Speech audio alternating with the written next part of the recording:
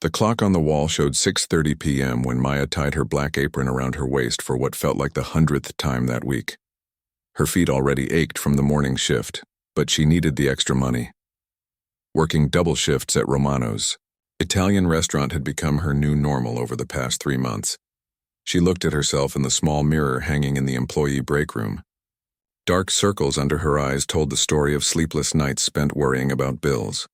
Her long black hair was pulled back in a neat ponytail, and she had learned to smile even when her heart felt heavy. "Maya, table 6 needs their drinks," called Tony, the restaurant manager. His voice was kind but rushed. Friday nights were always crazy at Romano's. "Coming right up," she replied, grabbing her notepad and pen. Romano's wasn't just any restaurant. It sat in the heart of the city's business district, where people in expensive suits came to close deals over wine that cost more than Maya made in a week. The walls were decorated with old Italian paintings, and soft lighting made everything look warm and romantic. But what caught everyone's attention was the grand piano in the corner. It was a beautiful black Steinway that gleamed under the crystal chandelier above it. Most nights it sat there like a sleeping giant covered with a velvet cloth. Only on special occasions would they hire a pianist to bring it to life. Maya had always been drawn to that piano. Sometimes when the restaurant was empty and she was cleaning tables nearby, she would stare at its perfect black and white keys. Her fingers would twitch slightly, remembering a time when music was her whole world. That seemed like a lifetime ago now. "Maya, focus," she whispered to herself, shaking off the memories. She had work to do. Table 6 was a group of businessmen discussing some important deal. They barely looked up when she brought their drinks. She was invisible to them, just another waitress doing her job. "Excuse me, miss," called a woman from table 12. "Could we get some more bread?" Of course, Maya smiled. "I'll bring it right out." She had gotten good at reading people over the months. The couple at table 3 was on their first date. You could tell by how nervous they were. The family at table 8 was celebrating something special, probably a birthday or anniversary. And the lonely man at table 2 was eating by himself again, like he did every Friday. Maya felt sorry for him sometimes. He always ordered the same thing, chicken parmesan and a glass of red wine. He would eat slowly, making the meal last as long as possible. She wondered if he was as lonely as he looked. "Maya, can you take table 15? Tony asked as she passed by with the bread basket. Table 15 was a large round table in the center of the dining room. A group of older people had just been seated, looked like a family gathering of some sort. The women were dressed nicely and the men wore suits. There were about 12 of them, ranging from teenagers to elderly folks. "Good evening," Maya said, approaching their table with menus. "Welcome to Romano's. I'm Maya, and I'll be taking care of you tonight." "Thank you, dear," said an elderly woman with silver hair and kind eyes. She looked to be in her 70s, with laugh lines around her eyes that spoke of a life filled with joy. "We're celebrating tonight." "That's wonderful," Maya said genuinely. "What's the special occasion?" "Our 40th wedding anniversary," the woman's husband answered, reaching over to squeeze his wife's hand. He had the same warm smile as his wife. 40 years with this beautiful lady. Maya felt her heart warm up. "Congratulations, that's amazing. 40 years is quite an achievement." "Thank you, sweetheart," the woman said. "I'm Helen, and this is my husband Robert. These are our children and grandchildren." Maya looked around the table at the 3 generations gathered together. The grown children, probably in their 40s and 50s, were beaming with pride for their parents. The teenagers were on their phones but still seemed happy to be there. The younger kids were coloring on pieces of paper while they waited. "Have you decided what you'd like to drink, or do you need a few more minutes?" Maya asked. "We'll need a few minutes to look over the menu," Helen said. "But could you tell us, do you still have live music on Friday nights? When I called to make the reservation, they mentioned you sometimes have a pianist." Maya's heart sank a little. She knew exactly what Helen was talking about. Romano's used to have a pianist every Friday and Saturday night, but they had to cut back on expenses a few months ago. Now they only hired musicians for special events, and even then, only when customers specifically requested and paid extra for it. Let me check with my manager, Maya said. I'll be right back. She found Tony in the kitchen, stressed as usual during the dinner rush. Tony, the anniversary party at table 15 is asking about live music. Did they request a pianist when they made their reservation? Tony looked confused for a moment, then checked his computer. Oh no, he said, running his hand through his hair. Mrs. Patterson called 2 weeks ago asking about music. I told her we'd try to arrange something, but I completely forgot to book anyone. What should I tell them? Maya asked. Let me make some calls, Tony said. Maybe I can find someone on short notice. Go tell them we're working on it. Maya walked back to table 15, feeling bad that she had to deliver disappointing news. Spoke with my manager, she told Helen. He's making some calls to see if we can arrange something, but I want to be honest with you. It's very short notice for a Friday night. Helen's face fell slightly, but she tried to hide her disappointment. Oh, that's okay, dear, don't worry about it. We'll just enjoy the wonderful food and each other's company. But Maya could see that it wasn't okay. This wasn't just any dinner. It was a celebration of 40 years of marriage. Helen had probably been looking forward to this for weeks. Maybe months. What kind of music were you hoping for? Maya asked. Well, Helen said, glancing at her husband, we have a special song, The Way You Look Tonight. It was playing when Robert first asked me to dance back in 1984. I thought it would be nice to hear it again tonight, with all our family here. Robert nodded, his eyes getting a little misty. Haven't heard it in years, but like Helen said, don't worry about it. Just having everyone together is enough.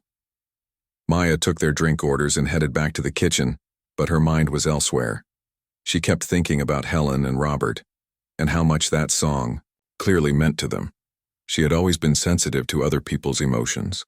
Maybe it came from growing up in a house where money was always tight, where small disappointments felt huge. Or maybe it was just who she was. As she mixed drinks and served tables, Maya found herself glancing back at the anniversary party. Helen was showing pictures on her phone to her grandchildren, probably wedding photos from 40 years ago. Robert was telling some story that had the whole table laughing. They seemed like such good people. The kind of grandparents who never missed a birthday, who always had candy in their pockets for the little ones. The kind of couple who still held hands after 4 decades together. It made Maya think of her own grandparents who had passed away when she was in high school. They had been married for 52 years when her grandfather died, and her grandmother followed just 6 months later. People said she died of a broken heart. Maya, table 6 needs their check, called Jessica, another waitress. Got it, Maya replied, snapping back to the present. The rest of the evening flew by in a blur of orders and plates and credit card receipts. But no matter how busy she got, Maya kept looking over at table 15.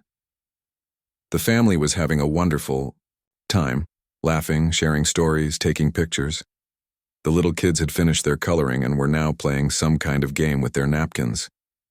Around 8:30, Tony approached her with bad news written all over his face. I called every pianist I know, he said quietly.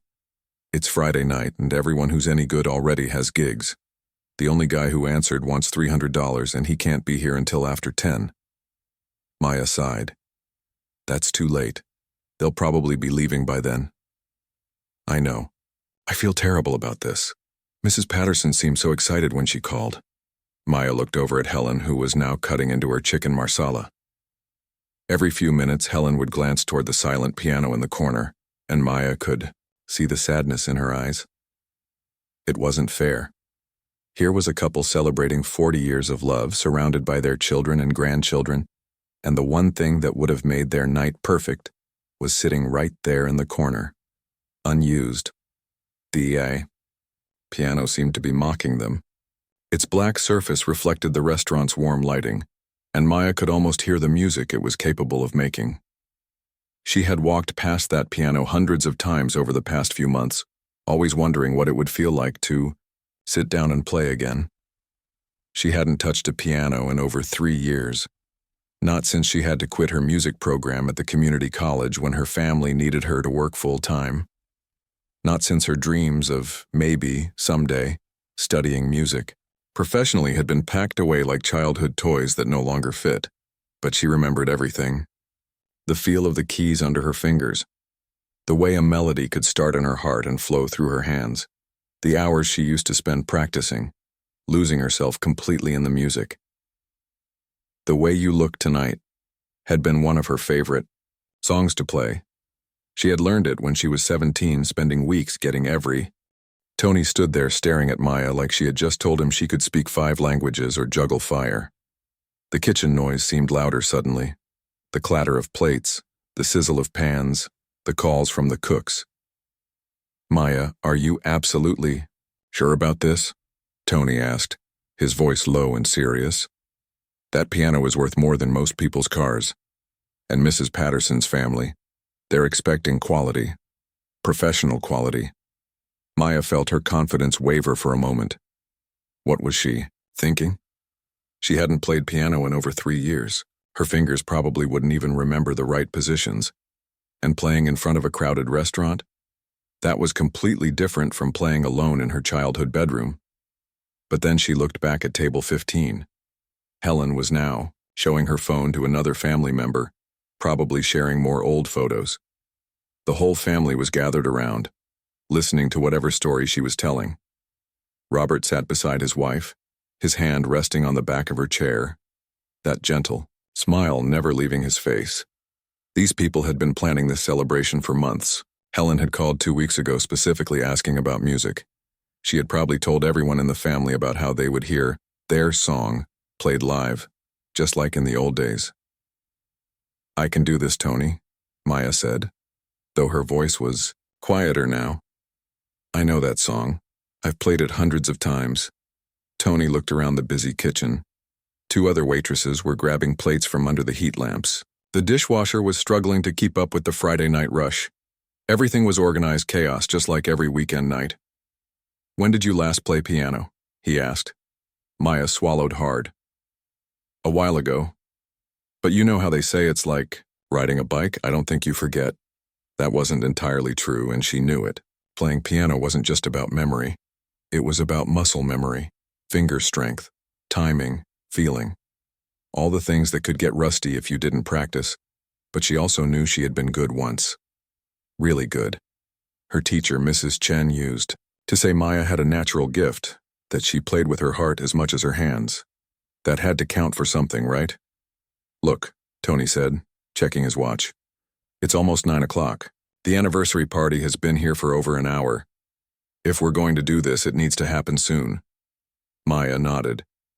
She could feel her pulse quickening. "But Maya, I need to know you're really confident about this. If you sit down at that piano, and it doesn't go well." Tony didn't finish the sentence, but Maya understood.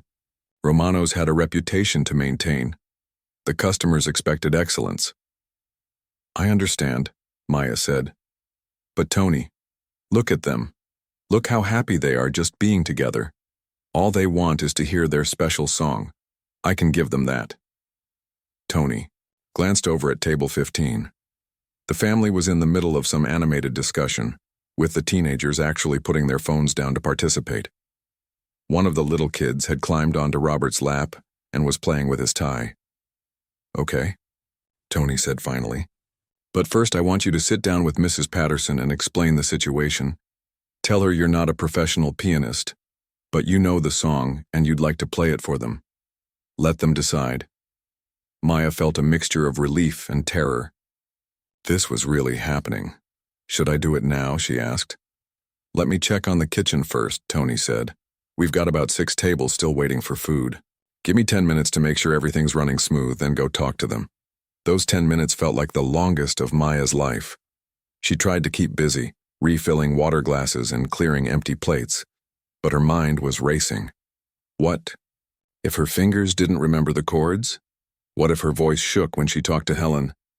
What if she made a fool of herself in front of the entire restaurant? But then she thought about Helen's face when she had asked about the music, the hopefulness in her voice when she mentioned their special song, the way Robert's eyes had gotten misty when he talked about not hearing it in years. 40 years. These people had been together for 40 years. They had probably been through everything together, Raising children, losing parents, celebrating graduations and weddings and births of grandchildren. Tonight was their night to celebrate all of that.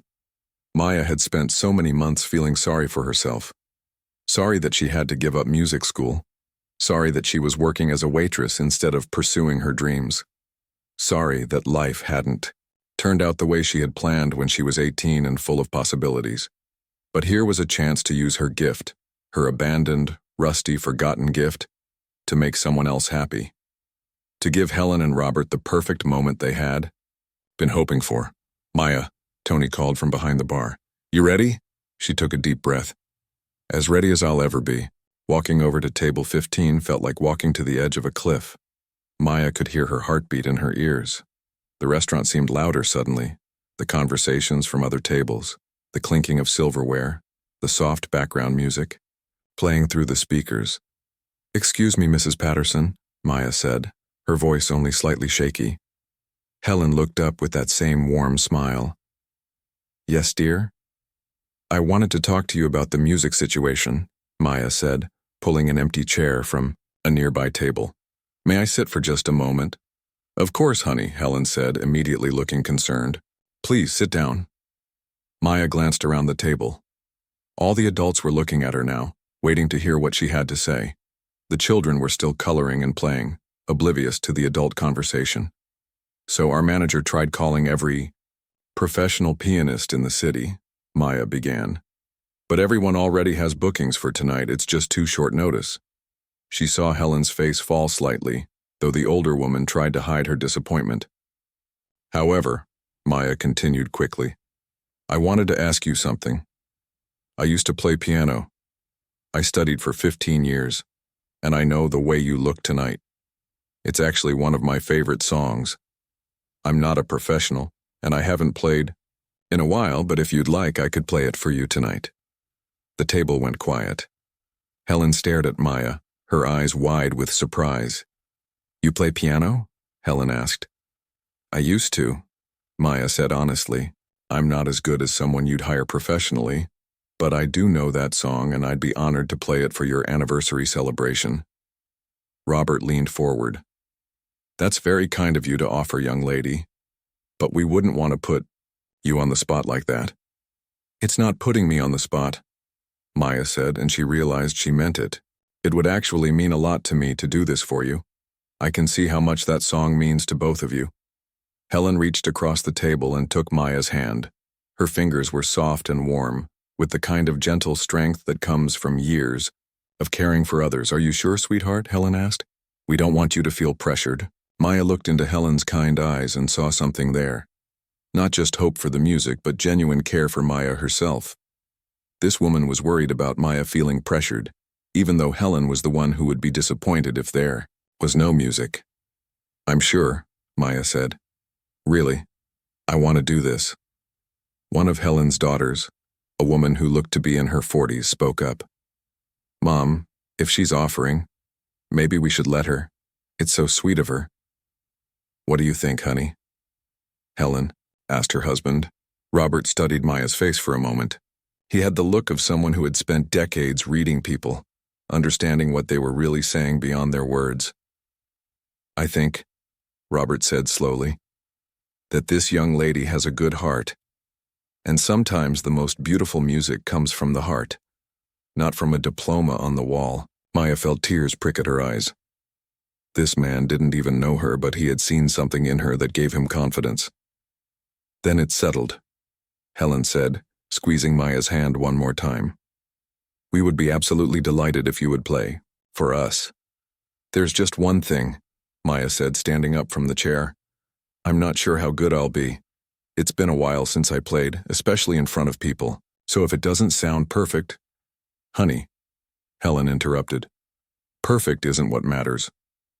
What matters is that you're willing to share your gift with us. That's already perfect." Maya nodded, not trusting her voice to speak without shaking. She walked back toward the kitchen to find Tony. Maya became aware that other people in the restaurant had been watching the conversation at table 15. Word was starting to spread that something unusual was about to happen. She heard whispers from nearby tables. "The waitress is going to play piano?" Did you hear what's happening? Someone's about to play music.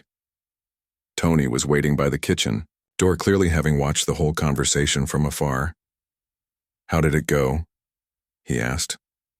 They said yes, Maya replied, her voice barely above a whisper. Tony nodded, but Maya could see he was nervous too. A lot was riding on the next few minutes. The anniversary family's evening, the restaurant's reputation, Maya's dignity. You don't have to do this, Tony said quietly. I could still try calling a few more people. Maya shook her head. No. I told them I would do it, and I meant it. She looked across the restaurant at the piano. It sat there waiting, its black surface gleaming under the soft lights. The bench was pushed in neatly and the fallboard was closed over the keys. Other diners were starting to notice something was happening. Conversations were getting quieter as people sensed the anticipation building in the room. Maya stood by the kitchen door for what felt like an eternity, watching the piano across the room. Her hands were trembling slightly, and she pressed them against her apron to steady them.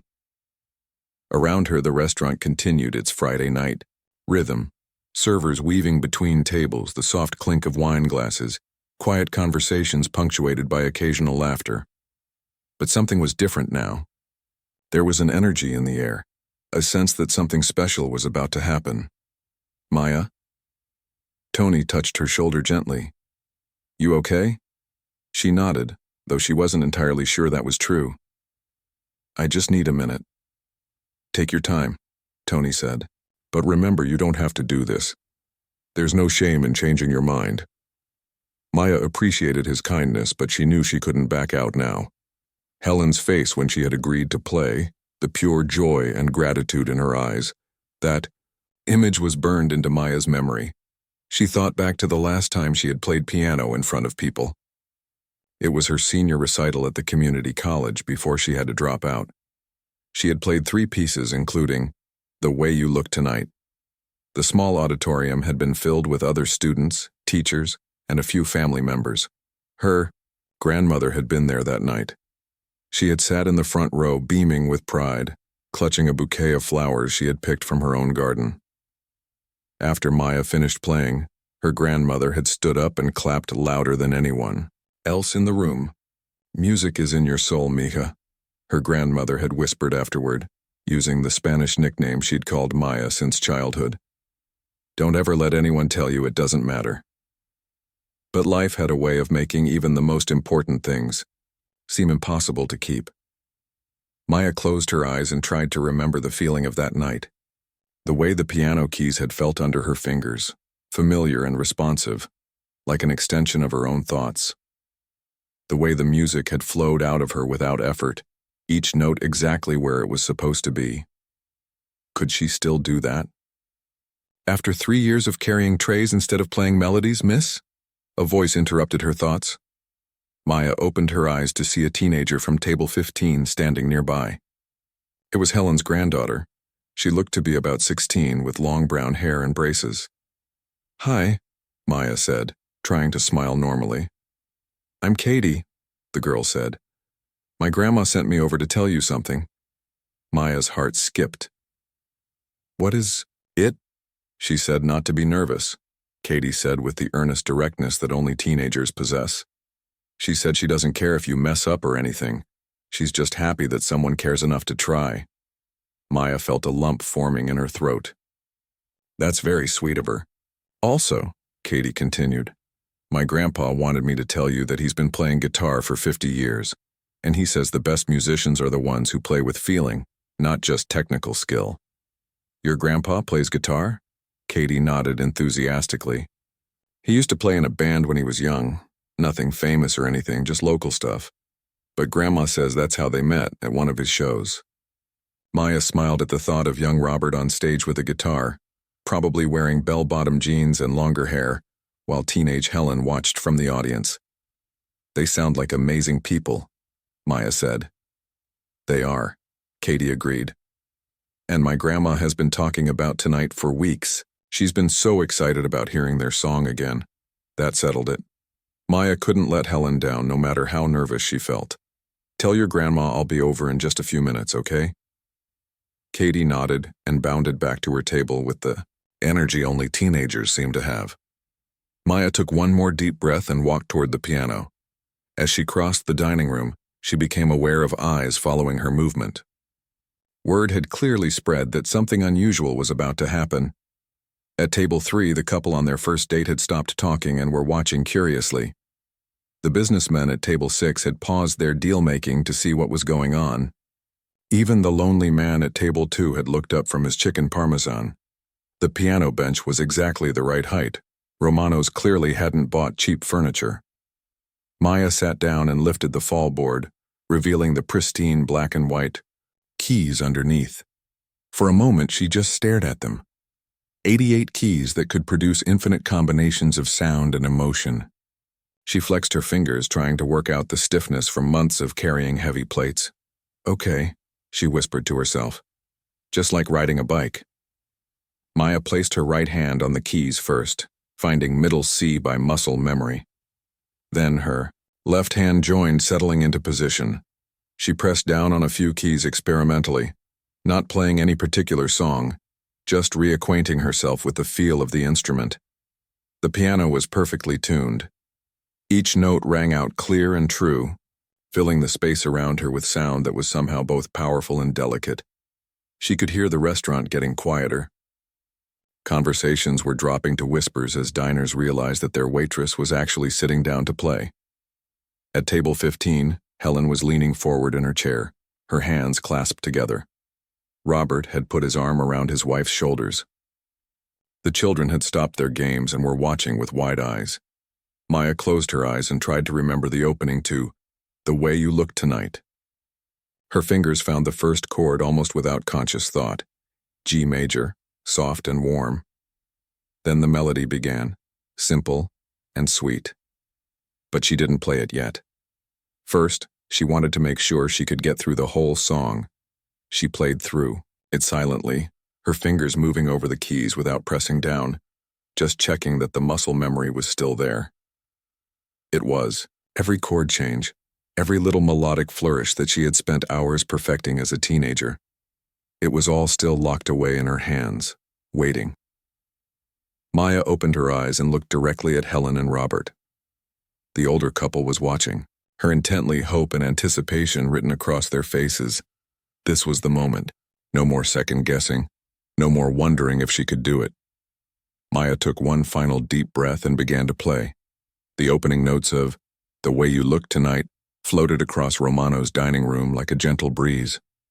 Maya's touch was soft at first, tentative, as if she was asking the piano's permission to make music together again.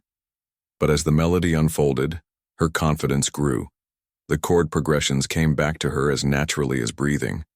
Her left hand found the bass line while her right hand carried the beautiful, timeless melody that had been making people fall in love for decades. The restaurant had gone completely silent now.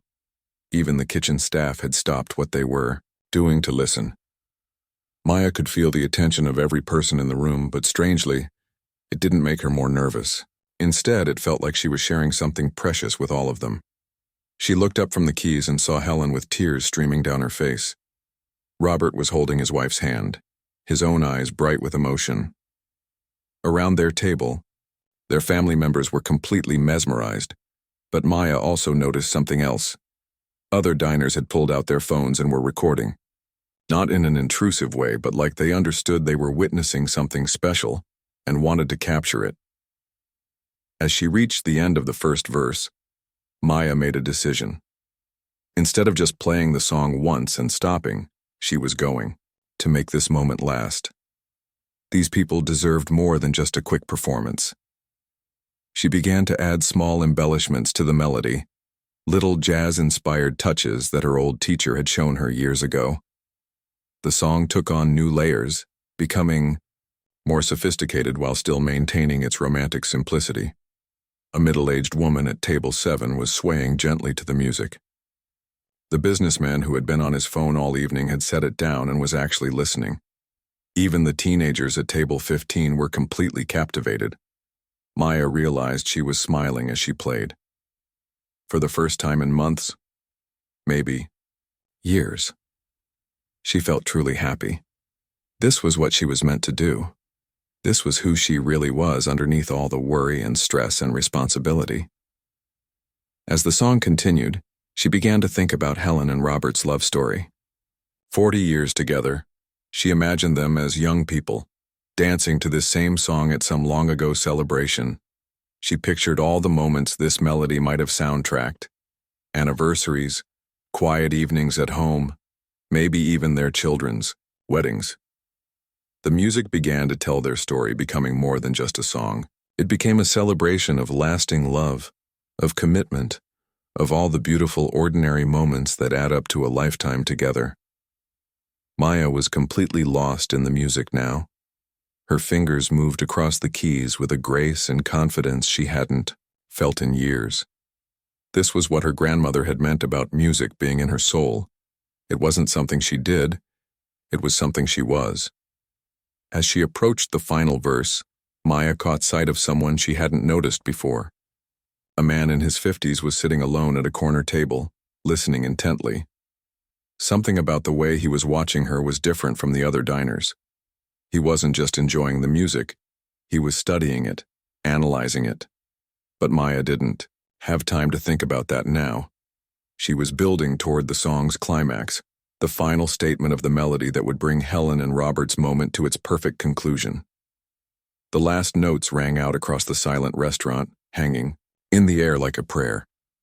Maya lifted her hands from the keys and looked up at table 15. The business card felt warm in Maya's trembling hands. James Morrison, producer, Crescent City Records. She had heard of that label. They worked with some of the most respected jazz and contemporary artists in the country. I don't understand, Maya said, her voice barely above a whisper. You want to talk to me about making a record? James smiled, and she could see genuine enthusiasm in his eyes. I know it seems sudden, but I've been in this business for 25 years. I know talent when I hear it, and what you just did. He gestured toward the piano. That wasn't just playing a song. That was storytelling through music. Helen clasped her hands together, practically bouncing with excitement. Oh my goodness. Did you hear that, Robert? This sweet girl might get to make a record. Robert was nodding, a proud smile on his weathered face. I told you she had something special. You could hear it in every note. Maya looked around the restaurant. People were still watching, some still holding up their phones. The entire atmosphere of the evening had shifted. What had started as an ordinary Friday night had become something extraordinary. But I haven't played professionally in years, Maya said, looking back at James. I don't even have any original songs or anything like that. That's not a problem, James replied.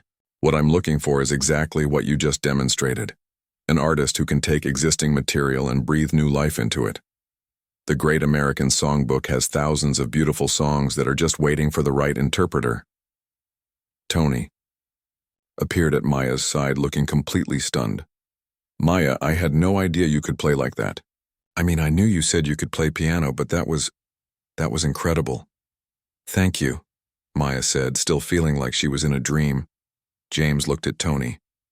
You must be the manager. You should know that you have someone very special working here. I'm beginning to realize that, Tony said, shaking his head in amazement. Maya was still processing what was happening when she noticed Katie, Helen's granddaughter, approaching again. My whole family wants to know if you could play another song, Katie said. My cousin Rachel wants to record it for her Instagram, and my uncle says he's never heard anything so beautiful. Maya looked at James. Would that be okay? If I played another song? Are you kidding? James said. I'd love to hear more. Maya turned back to Helen and Robert. Is there another song you'd like to hear? Something else that's special to you? Helen and Robert exchanged a look, the kind of wordless communication that comes from decades of marriage. Well, Helen said slowly, there is one other song that means a lot to us, but I don't want to take advantage of your kindness. Please, Maya said. What is it? At Last by Etta James, Robert said. It was playing when Helen told me she was pregnant with our first child. Helen's eyes got misty again. 38 years ago. I remember that moment like it was yesterday. Maya felt a chill run down her spine. At Last was one of her absolute favorite songs to play. The melody was hauntingly beautiful, and it had the kind of emotional depth that allowed for real interpretation. "I know that song very well," Maya said, settling back onto the piano bench. "This one's for your growing family." As Maya placed her hands on the keys, she became aware that the restaurant had gone completely silent again. But this time, it felt different. The first song had been a surprise. People had gradually realized something special was happening. This time, everyone was ready from the first note. Maya began with the iconic opening, those slow, sultry chords that immediately established the song's romantic mood. But she added her own touch, making the harmony slightly more complex, giving it a sophisticated jazz feel that elevated the original. When she reached the melody, Maya's voice surprised everyone, including herself. She began to sing softly, her voice blending with the piano in perfect harmony. "At last, my love has come along." Her voice was warm and clear, with just enough roughness around the edges to give it character. She hadn't planned to sing. It just felt right in the moment. As the song unfolded, Maya found herself thinking about all the moments of love and loss that this melody had witnessed over the decades. First dates, wedding dances, quiet moments between couples who had found each other after years of searching. She looked over at Helen and Robert, imagining them as young parents-to-be, overwhelmed with joy and anticipation. The music seemed to carry all of that emotion, the hope, the love, the promise of a future together. But Maya also found herself thinking about her own life. Here she was, 24 years old, feeling like her dreams had ended before they really began. Yet in this moment, surrounded by strangers who had become an audience, she felt more alive than she had in years. As she reached the bridge of the song, Maya allowed herself to get more adventurous with the arrangement. She added runs and flourishes that showcased her technical ability, while never losing the song's emotional core. Her years of classical training merged seamlessly with jazz influences, creating something that was both familiar and completely fresh. The restaurant patrons were mesmerized. The couple on their first date was holding hands across the table, lost in the romance of the moment. The businessmen had completely forgotten about their deal and were simply listening. Even the teenagers in Helen's family had put away their phones and were experiencing live music in a way that many of them never had before. James was taking notes on his phone, occasionally nodding his approval. This was exactly what he had been searching for, an artist who could make classic songs feel immediate and relevant. As Maya approached the final verse, she made eye contact with Helen again. The older woman was crying again, but these were tears of pure joy. Robert had his arm around his wife, and their children and grandchildren were gathered around them, all sharing this perfect family moment. Maya's voice grew stronger as she sang the final lines, her piano accompaniment building to a powerful but controlled climax. The last notes hung in the air, and for a moment, the entire restaurant was suspended in perfect silence. Then the applause began, even louder than before. People weren't just clapping, they were cheering. Someone shouted "Bravo" and from across the room, but the most meaningful response came from Helen's table. The entire family was on their feet, applauding not just for the music, but for the gift Maya had given them. 3 generations celebrating together, united by songs that had marked the most important moments of Helen and Robert's life together. Maya stood up from the piano bench, feeling simultaneously exhausted and energized. She had just performed, live for the first time in 3 years, and it had felt like coming home. James approached her again, his excitement even more evident now. "That settled it," he said. "We need to talk seriously about working together. What you just did, taking a classic song and making it completely your own while respecting its history, that's exactly what the music world is missing right now." Maya felt dizzy with the possibilities. What would that mean exactly? Working together? It would mean recording an album of standards, songs like the ones you just played but arranged your way. It would mean professional musicians, a real studio, distribution through all the major platforms. James paused, letting that sink in. It would mean a real shot at a music career. Tony was standing nearby, still looking amazed. Maya, this is incredible. I mean, you've been serving tables here for months and none of us had any idea. I didn't want to make a big deal about it, Maya said. Music was something I had to put behind me. Well, maybe it's time to bring it back in front. Have you? James said gently. Helen approached Maya one more time, taking her hands in both of hers.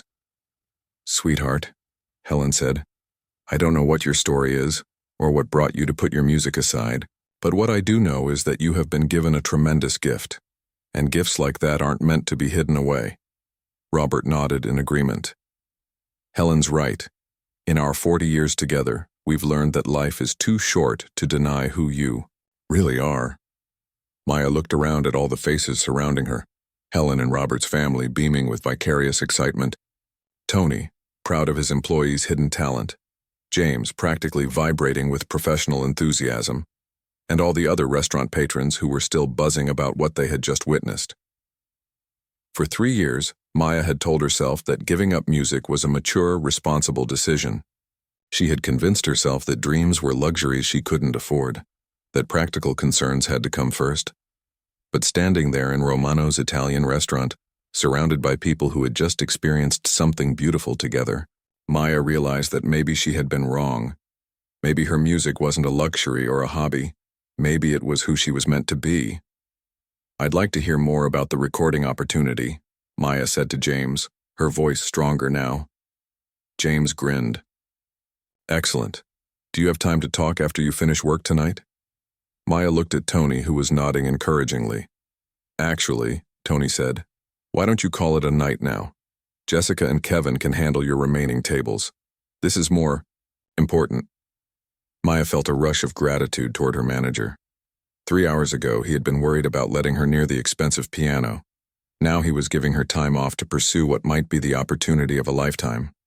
Thank you, Tony. Really? 3 months later, Maya stood in the lobby of Crescent City Records holding a copy of her debut album. The cover showed her sitting at a piano, but she was looking directly at the camera with the confident smile of someone who had found their true calling. The album was called Standards with Soul, and it featured 12 classic songs that she had reimagined with her own unique style. The first single, her version of The Way You Look Tonight, had been climbing the jazz charts steadily for the past month. But today was special for a different reason. Today was the launch party for the album, and Maya had insisted on holding it at Romano's Italian restaurant. The restaurant looked completely different from that Friday night 3 months ago. Tony had strung lights around the dining room and moved most of the tables to create a more intimate concert setting. The piano, Maya's piano now as she had come to think of it, sat in the center of the room like a throne. Maya walked over and ran her fingers along its familiar surface. So much had changed since that night, but the piano remained constant, ready to make music whenever she was ready to play. You nervous? James asked, approaching with 2 glasses of champagne. Maya accepted the glass and took a small sip. A little. Good nervous, though. It had been a whirlwind few months. Within a week of that first conversation with James, Maya had been in the recording studio. Within a month, they had finished the album. The process had been everything she had dreamed it would be when she was a teenager. Professional musicians who understood her vision, state-of-the-art equipment that captured every nuance of her playing, and the creative freedom to interpret songs the way she felt them. But the most remarkable thing had been how natural it all felt. Despite the years away from music, Maya had slipped back into that world like she had never left. The other musicians had welcomed her immediately, recognizing in her playing the same passion for music that drove them. The early reviews are fantastic, James said, checking his phone. Jazz Weekly called it a stunning debut that proves the great American songbook is alive and well in the hands of gifted interpreters. Maya smiled, but her attention was focused on the door. She was waiting for some very special guests to arrive. At exactly 7 o'clock, Helen and Robert walked through the entrance, followed by their entire extended family. Helen looked radiant in a navy blue dress, and Robert wore a suit that made him look like the distinguished gentleman he had always been. There's our girl, Helen called out, hurrying over to give Maya a warm hug. "I can't believe this is really happening," Maya said, hugging her back. "Thank you for believing in me that night." "Honey, we didn't make this happen," Robert said, shaking her hand warmly. "You did this. We just had the privilege of hearing it first." Katie, Helen's granddaughter, bounded over with the energy Maya remembered from 3 months ago. "Maya, I've been playing your album non-stop. My friends at school think it's so cool that I know a real recording artist." "Well, I think it's cool that I know someone brave enough to walk up to a nervous waitress and deliver a message from her grandmother," Maya replied. The restaurant continued to fill with guests. Maya's old piano teacher, Mrs. Chen, had driven 3 hours to be there. Some of Maya's former classmates from the community college had come. Even her co-workers from Romano's, Jessica, Kevin, and the kitchen staff were there to celebrate. But the most meaningful presence was her family. Her parents had taken time off from work to attend, and her younger brother, the one whose medical bills had forced Maya to give up school, was there with his girlfriend. He had been in remission for 6 months now, and seeing him healthy and happy made all the struggles of the past few years feel worthwhile. Tony clinked a knife against his glass, calling for attention. "Ladies and gentlemen, thank you all for being here tonight. 3 months ago, I thought I knew everything about the people who worked for me. Boy, was I wrong." The crowd chuckled. "Maya has taught us all that you never really know what gifts the people around you are carrying. And sometimes, if you're very lucky, you get to witness the moment when those gifts are shared with the world." The applause was warm and genuine. Tony raised his glass. "To Maya, who reminded us all that magic can happen anywhere, anytime if you're brave enough to take a chance." Maya felt tears starting to form, but she blinked them back. She had something important to say. "Thank you, Tony. And thank you all for being here tonight." She looked around the room at all the faces, some familiar from that first night, others new, but equally supportive. 3 months ago, I thought my music career was over before it had really begun. I thought I had to choose between pursuing my dreams and taking care of my responsibilities." She paused, looking directly at Helen and Robert.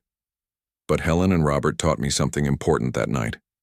They showed me that sometimes the most meaningful moments happen when you least expect them, and that sharing your gifts, whatever they might be, isn't selfish.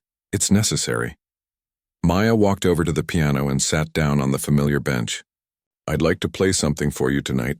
It's a new song that I wrote, my first original composition in years. It's called The Night Everything Changed." The room fell quiet as Maya placed her hands on the keys.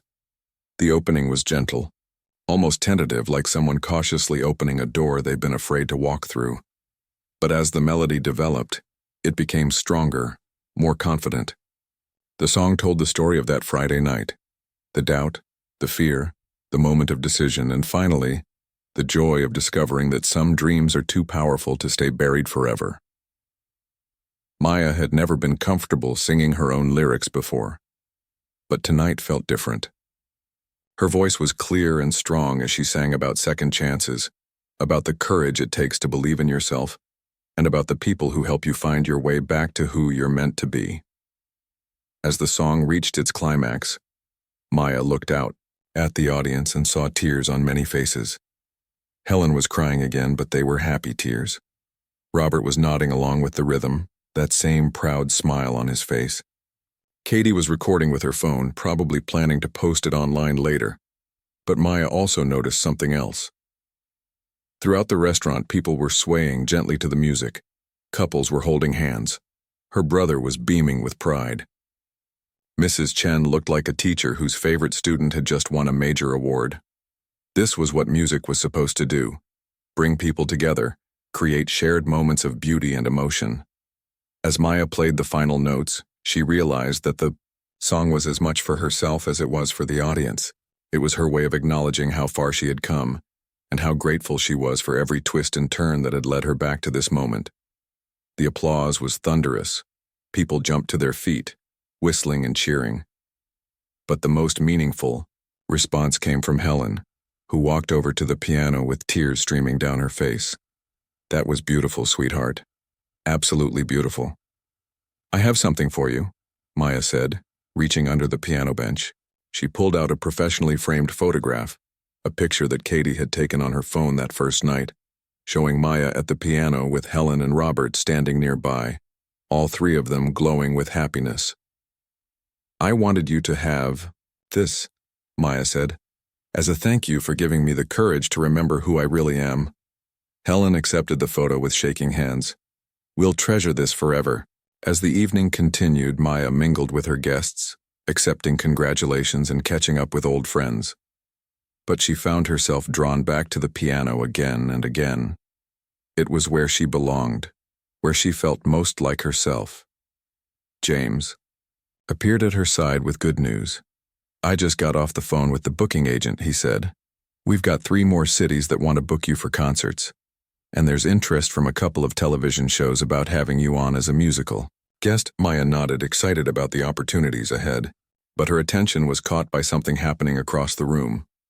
Helen and Robert were slow dancing in a small, clear space near their table, while their family watched with obvious affection.